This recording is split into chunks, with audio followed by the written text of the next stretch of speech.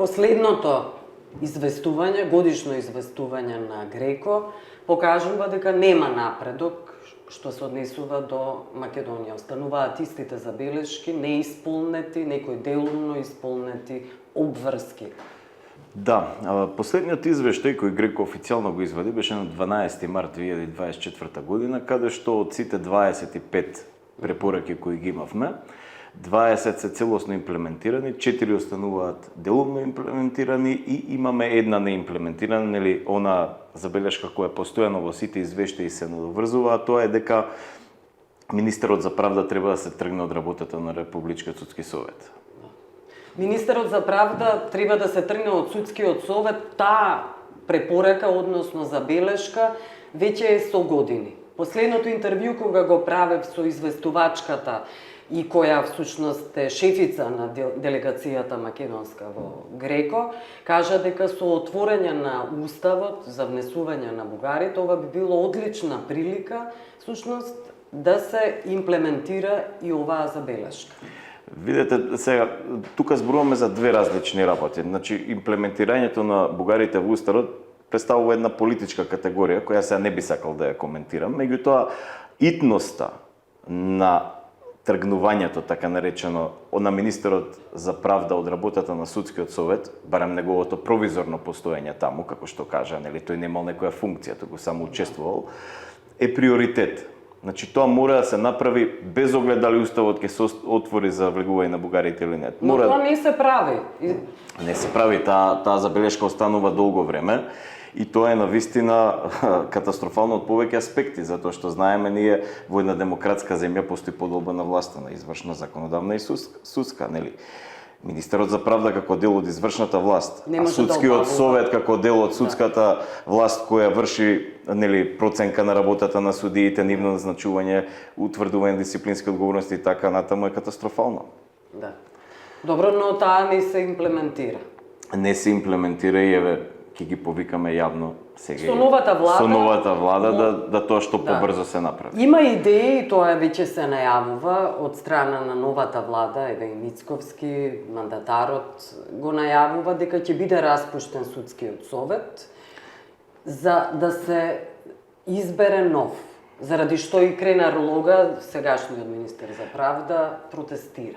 Па видете, јас сега не знам како да ја сватам оваа изјава. Јас не ја разбирам како тоа дека, не знам, законодавната власт или извршната власт ќе го распушти судскиот совет. Јас повеќе ја сваќам како повик судскиот совет сам да се распушти, бидејќи кога гледаме законот за судски совет, таму јасно стои кога членовите на судскиот совет можат да бидат разрешени при дисциплинска постапка и кога им престанува функцијата. Имат, нели, таксативно наведени делови. Така да никој не може да го распушти судскиот совет, тоа да видиме најасно, меѓутоа судскиот совет поради големиот број на критики кои ги трпеше и оние 40 препораки од Европската комисија, односно од Европската унија, кои треба да ги имплементираат, поради ваквата работа би требало да се така наречено само распушти или да си дадат оставка членовите.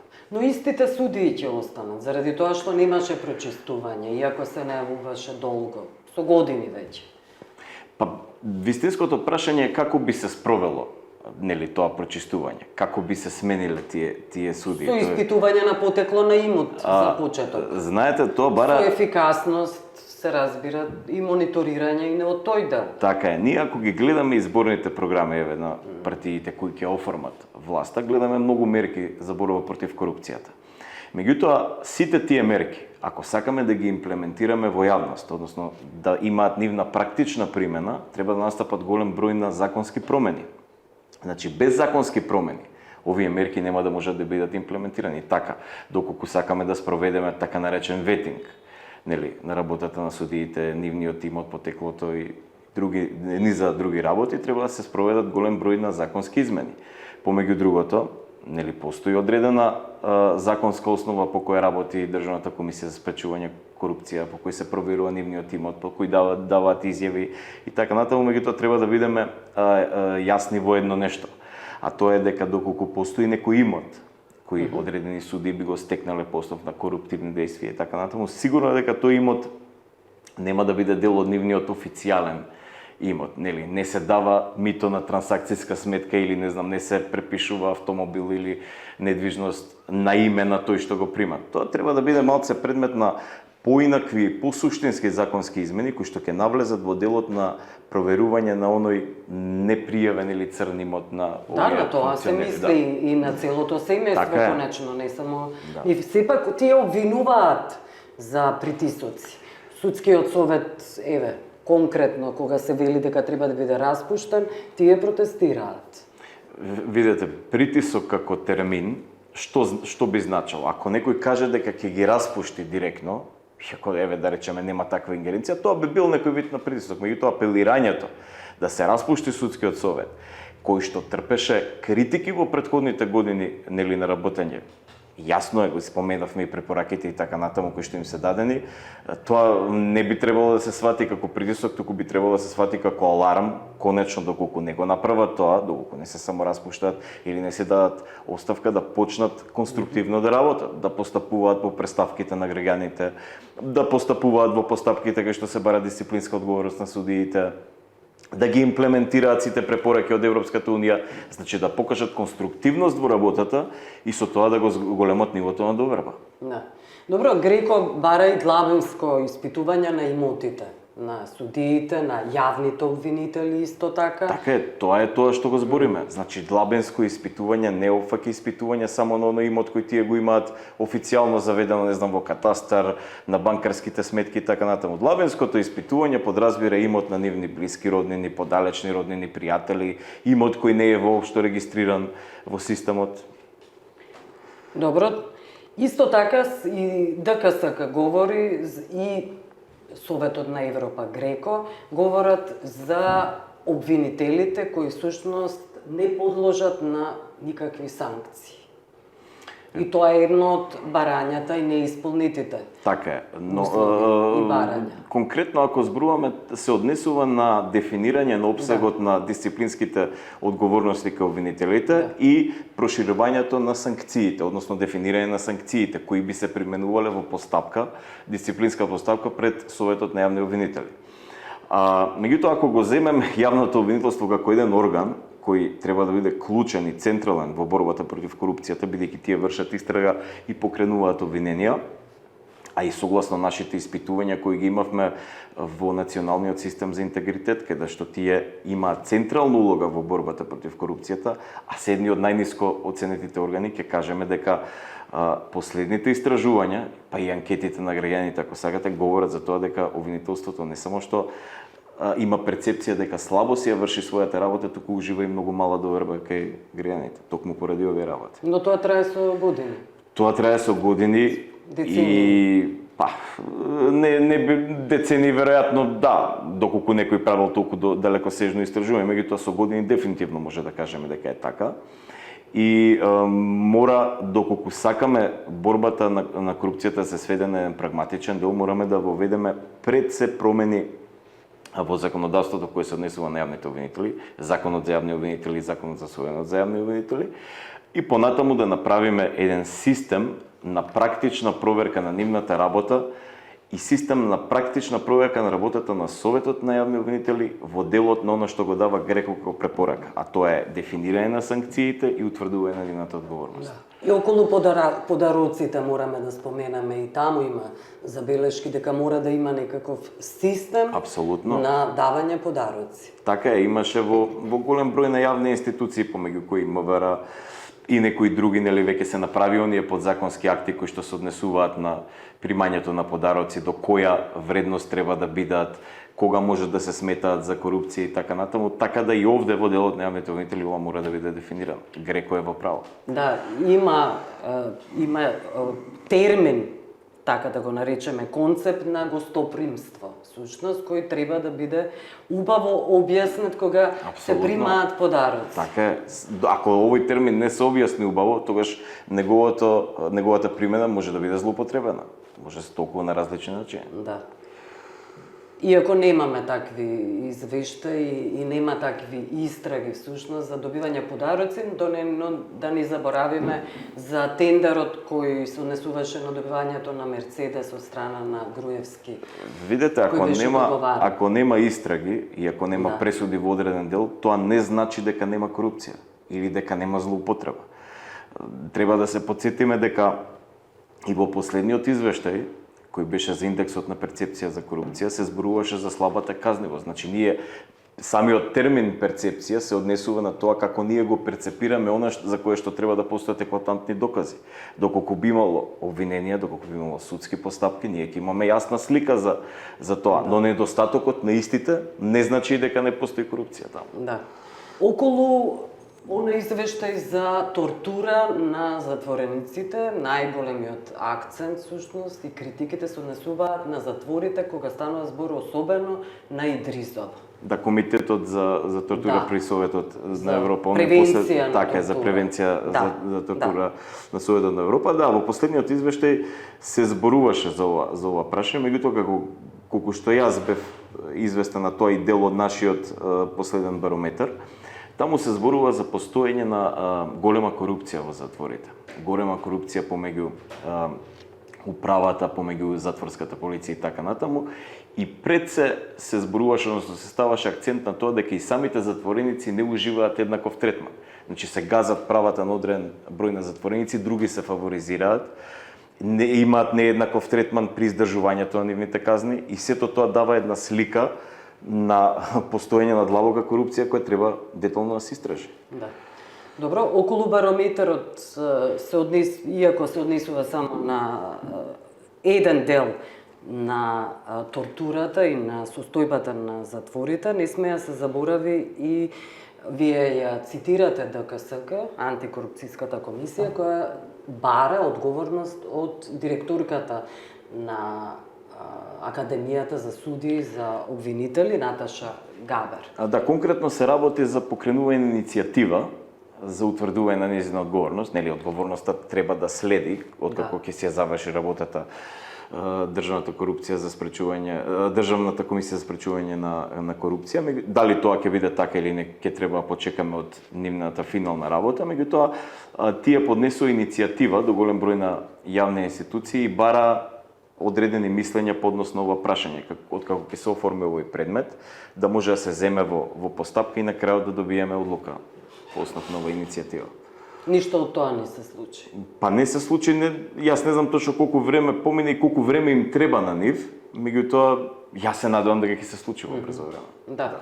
Добро го нотирате. 60 дена мислам дека има ставено е таму дека имаат рок да се произнесат овие институции. Го имате нотирано и случајот со врховниот судија Наке Ѓоргиев со Меджити, Изет Меджити, тој е поранешен прв човек на омбудсманот. Да, еден од ударните настани е токму случајот со Наке Ѓоргиев и Меджити, кои што како високо позиционирани луѓе од судството и јавното обвинителство, едниот е врховен судија, другиот нели во Советот на јавни обвинители, под наводи примиле подкуп од 10.000 евра, тоа беше кај врховниот судија, нели? Со цел да се помогне на некој начин во случајот на градоначалник од Ново село, така наречен Боро Малборо, мислам дека му беше називот, и навистина тоа е страшно. Еве ако пазете сега, ние во период кој па можеби е и помал од пола година, имаме изјава нели, на председателката на Врховниот суд дека се врши политички притисок врз нејзиното работење, односно работење на Врховниот суд. Сега имаме случај каде што судија одредува притвор, односно мерки на безбедност, како ги нарекуваат тука, на судија кој работи во Врховниот суд и член на Советот на јавни обвинители.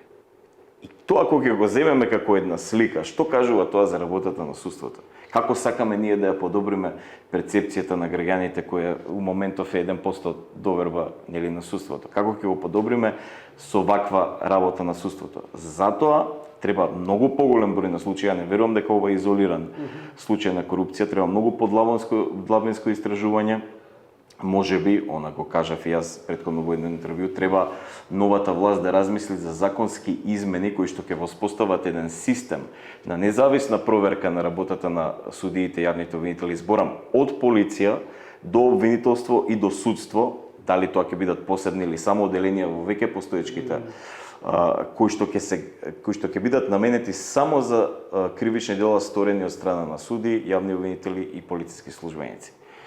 Добро, тоа можете да го препорачате до новата влада. Апсолутно, јас тоа веќе еднаш го препорачав. Мислам, чинам беше некој интервју на топ тема, да. Го кажа добро, тоа како... сакам да кажам да седнете на маса со новиот премиер и да дадете некакви сугестии. Јас како Благоје Пандовски, како претседател и целата организација Transparency International стои на располагање на сите оние стейкхолдери, чинители кои што сакаат да се борат против корупција. Секако дека извршната власт и законодавната власт, од чие мнозинство се формира извршната власт, се главни чинители во државата, кои што преку законски измени, преку дебати, преку стручни усогласувања на постоечкиот систем можат да придонесат во борбата против корупцијата. И јас им стојам на располагање. Ако ме повика, ќе дојдам на состанок со него и ќе ги размениме овие идеи. Сами не се поканувате. Па, не барате средба. Видете, може би е малци и прерано да зборуваме за тоа, треба да почекам нели владата да биде составена. Добро, да ви говорам за новата влада. Како мислите, не говорите? Говорам за новата влада. Откако ќе се состане, не останува исклучено и да побараме ние. Да, добро. Да. Околу нотирањето на случајот со спортски ваучери. Еве, ова се поранешни функционери практично, кои се под истрага, одземени се пасошите, но немаме никакви информации до каде е истрагата. Така е, таму се работеше за ваучери, нели, за спортисти кои што, мислам дека на тројца, двајца од Агенцијата за млади и спорт и еден од Македонскиот олимписки комитет им се изречени уемерки, инаку чинам беа околу 12 лица кои што беа вмешани во целата оваа постапка. Навистина е страшно да пари, односно средства, кои што се наменети за млади спортисти, кои треба да го носат спортот напред во оваа држава и треба да се мотивираат да работат, да таму постои корупција и нели во овој сегмент кој, да речам, не е дел од политиката, кој треба да биде дел од спортот, се внесува со политика, се внесува со корупција и на некој начин голем дел од овие млади спортисти се демотивираат понатаму да нижат успеси. Добро, видете, во сите пори е всушност корупцијата. Абсолютно. Не можете да издвојувате дека единствено Агенцијата за спорт е некаков срам, како видите.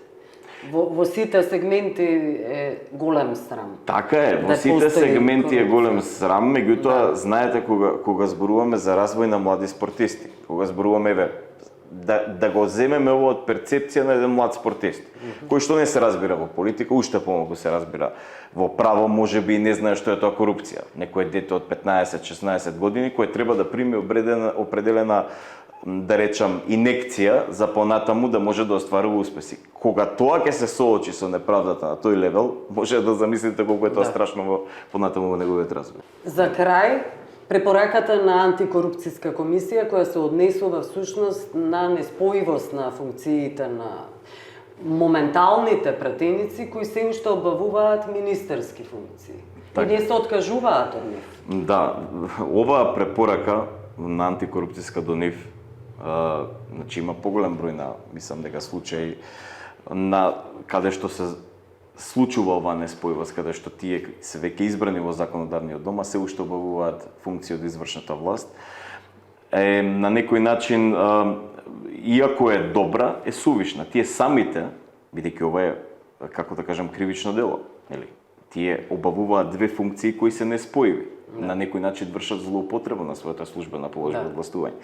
Прво, тие самите треба да се освестат тоа да не го прават, иако препораката, пак ќе кажам, е добре дојдена на антикорупцијската комисија.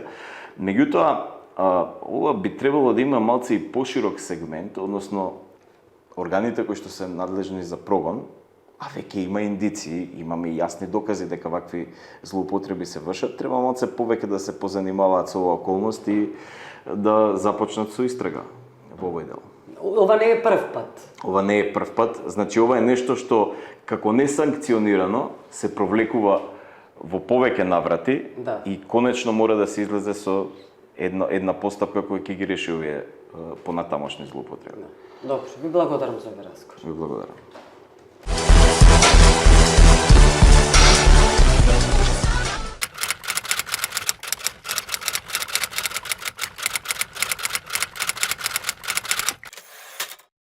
Групата на држави против корупцијата на Советот на Европа или скратено ГРЕКО ги повика владите на земите членки да усвојат построги регулативи за да се спречи корупцијата и да се промовира интегритетот во највисоките извршни функции на централните влади, особено во однос на лобирањето и контактите со трети страни и да ги засилат своите напори за целосно и без одлагање и имплементација на сите препораки на ГРЕКО. Во својот годишен извештај за 2023, ГРЕКО изразува загриженоста за бавното спроведување на неговите препораки за спречување на корупцијата меѓу пратениците во споредба со другите професионални групи. Исто така се наведува дека неколку судски системи мора дополнително да се реформираат за да се гарантира независноста на судиите и обвинителите и да се зајакнат правилата за интегритет што се применува на нив.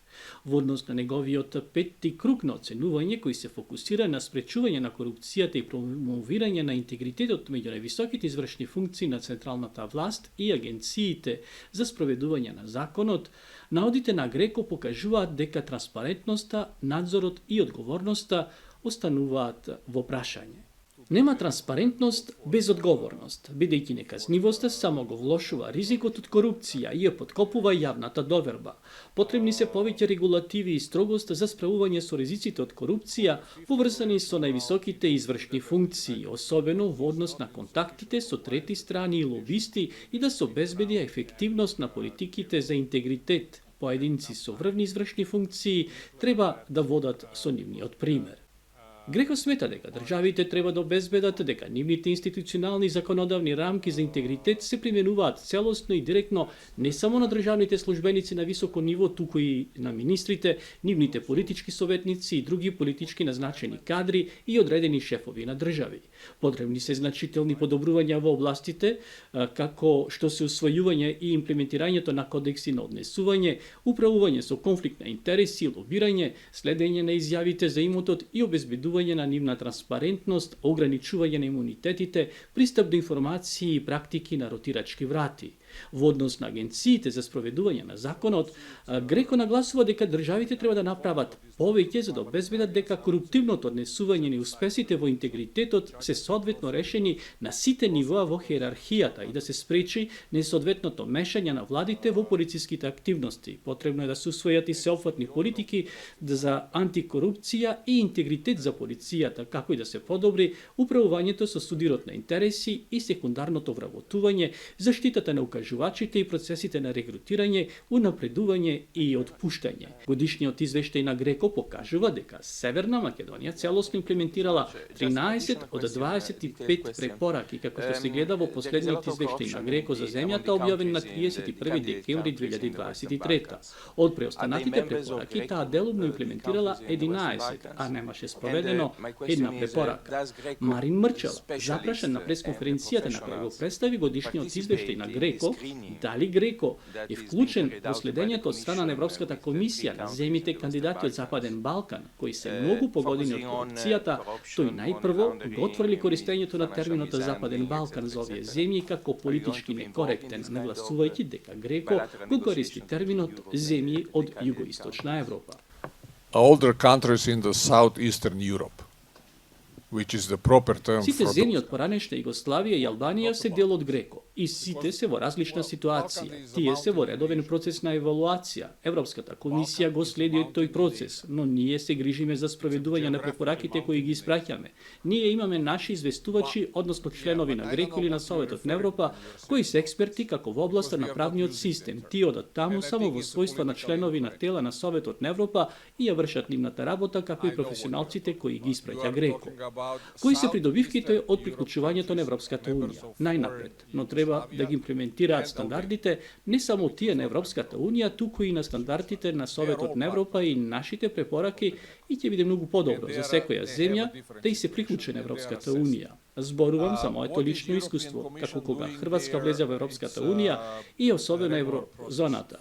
Ги знаете работите, се почнува да е многу подобро. Но тоа е целосно политичко прашање и не сакам, знаете, да давам какви било шпекулации за политиката што треба да се води. Потребна е политичка волја за тоа, како и испроведување на препораките на Греко.